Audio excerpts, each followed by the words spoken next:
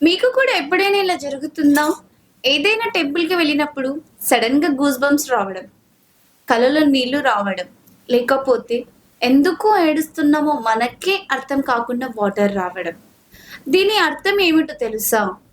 అది మీరు ఔరా చాలా స్ట్రాంగ్ ఉన్నారు అని, మీరు ఒక పాజిటివ్ వ్యక్తి అని మీనింగ్.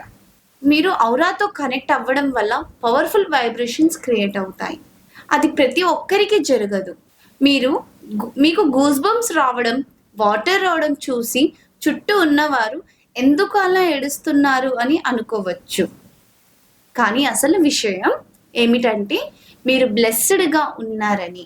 మీ ఔరా టెంపుల్ ఔరాతో కలిసి పోయిందని అర్థం.